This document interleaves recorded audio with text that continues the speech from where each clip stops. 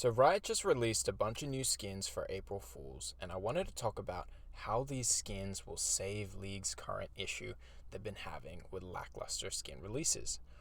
Now, the current issue that Riot has been facing is that they've employed a philosophy and they've designed skins on the basis of trying to fit a champion into X mold or X skin line. So, a great example of this would be the most recent Battle Academia Xayah skin. And this skin, it just shows how a champion has sort of been shoved into this Battle Academia skin line with no real thought or reason behind it, right? With Xayah, look, I get it. Like, she's an edgy bird lady, so having her as this cocky student vibe, it fits to a certain extent. But if we take a step back and we look at Battle Academia, there's nothing really unique about Xayah's design which makes her a better candidate for Battle Academia than any other edgy female champ. You know, you could shove a Katarina in there, you could shove Ari, Miss Fortune, Lux, and it would still work. There's no thought behind how Xayah's design fits her and makes her a better candidate for this skin line. And so my main gripe with these sorts of skins being pumped out is the philosophy that Riot has employed, right?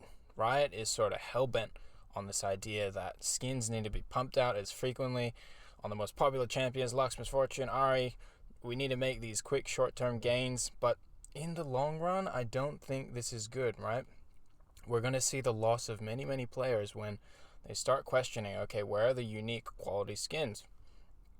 And now, if we take a look at the original Battle Academia, it was creative, right? It had a concept. Graves, you know, he's the professor. He actually, conceptually and design-wise, he looks like a professor. It reminds me of some of my old professors throughout college, right? He's got the beard, he's got the cigar, he's got it all. And likewise with Yumi as well. She's the principal, a cat principal. Where have we seen that? Harry Potter is a great example.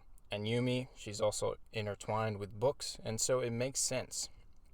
And now, you know, with this new line of Battle Academia, especially Xayah, it just seems like they revived this skin line for the sole purpose of pumping out more skins on popular champions like Kayn and Xayah, and there really isn't any thought behind it. Now, if you look back in the past, and you look at some of Riot's more successful skins, you can see they haven't really employed the philosophy of shoving a champ into a skin line. They've sort of taken a step back, looked at the champion design, and said, okay, what skin would fit this champion, or what can we work with that the champion already has and make a play on that to make a skin. And so if we look back some of the examples, we have Corporate Mundo, right? Mundo, he's a self-proclaimed doctor. He's this huge beast. You know, he's the last person you would expect in a corporate setting. And so you give him a suit, you give him a nice car, you give him some papers and a phone. It's funny. It works because it's ironic. You know, he's not supposed to be there, and it just makes sense. It's funny. Same with Forkat's Janna, right? We have Janna, the literal creator of monsoon seasons and rainy shit that goes on. Same with Tornado. She creates tornadoes. You put her in a news reporter role, someone who's supposed to be concerned about weather. You know, it makes sense. It's funny because, like, girl, you're the one creating the issues. How are you going to be reporting about it? So it's funny. It makes sense. And Dunk Master Darius as well. That's another great example, right? What do Darius players love doing? They love dunking. So what do? They put Darius in a basketball outfit. It's funny. It makes sense. It works with the playstyle. And remember, with these skins, these successful skins, it's not even the execution. It's just the concept that is so creative and so well done that it wouldn't even matter how good the execution is. Like, the animations could be, for all I know, they could be ass, and these skins would still sell because they're just funny. Like, as a concept, they work, and that's why Riot needs to start bringing back this philosophy of skin making. Now, this takes us into the current April Fool skins, and it's a breath of fresh air, right? If we look at the first skin, right, the Shaco skin, it works. It's ironic, right? Shaco, he's supposed to be this maniacal, scary, deceptive clown, but the skin flips this idea, turns it on its head, and it makes Shaco look like this Looney Tunes-esque character, which contrasts with his appearance. And to top this all off, he's got the cute outfit, the wacky animations. I mean, the recoil animation in itself, it's just so tongue-in-cheek, and it creates the experience for the player. And look, deep down, I can convince you that the only people playing Shaco are trolls, okay? I firmly believe this statement. People who love hallucinating their enemies, deceiving look at Pink Ward. That guy has got a shit-eating grin on his face every time he's playing that champion. And look, I just played a Syndra game where I ultied a clone, and I was freaking embarrassed. But I know for sure that Shaco player was laughing. But anyway, what this skin is essentially doing is it's taking the playstyle, it's making a mockery of it, and in turn, that actually makes a better experience for the player. Execution-wise, Riot, they really hit the nail on the head for this skin, and they've considered the player, they've considered the playstyle, the art, and they've created this really well-made skin. Okay, finally, we have made it to the climax of this video. Skibidi Urgot, all hail, it has been introduced into the game. Let's go. Okay, jokes aside, this skin, look, it executes in the same manner, right? The design team, they've stepped back, they've looked at Urgot, and they've said, okay, what can we do with his body, with his anatomy, and what can we play around with? And what they've essentially done is they've looked at his stomach, they've looked at the rotating chainsaw, what have you, the fear beyond death that shoots out, and they've played on this. They've made it into a toilet bowl, and the plunger that shoots out and sucks the enemy into the toilet, and you get to flush it down.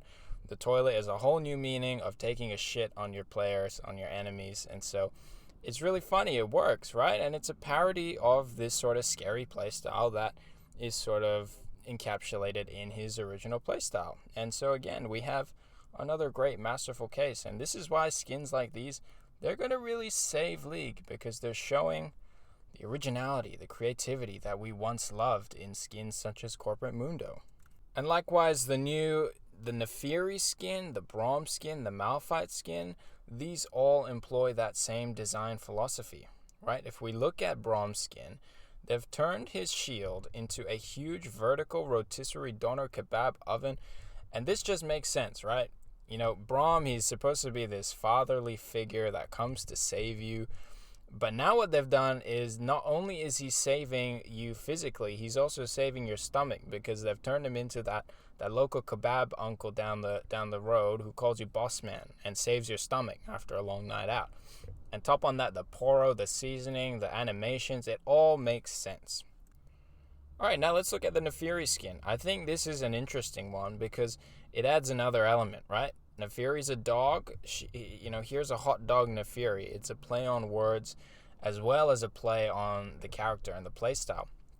I think what they've done here is that they've looked at the silhouette, they've seen what they can do, and they've executed both conceptually and gameplay-wise, right? A demon dog hunter turned into a cute hot dog army, mauling champs to death with ketchup. I can't think of anything more satisfying for Neferi mains, if anyone mains Neferi, because I haven't heard of that. And now finally we're on to the Malphite one. Now this one is special for me, right? Canonically he's a mountain, and what they've done is they've turned him into a sandcastle, which is funny in and of itself. It's ironic, right? They've flipped this behemoth champion into a tiny little sandcastle. And I think the main one with this is that it evokes emotion, right? I looked at this skin and immediately it took me back to being a kid, going to the beach, using the buckets to make a sandcastle. And it reminds us of these nice nostalgic feelings, and it's quite similar to skins like that Toy Terror Cho'Gath. It reminds us of playing with dinosaurs when we're kids. Unfortunately, we're grown up now and we're all addicted to League, but these skins give us the opportunity to connect with our childhood memories, and that it adds another element into the player experience.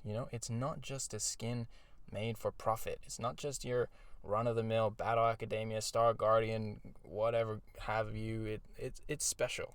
It's a special skin. So that's pretty much it. Those are all my thoughts on the skins that are releasing and why I think they're just such a breath of fresh air.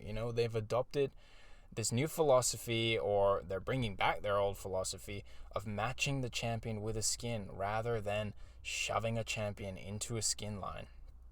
These skins, they're catered for the player, the experience. They've thought about, concept, what works with a champion, and they're really looking past things like money and profit.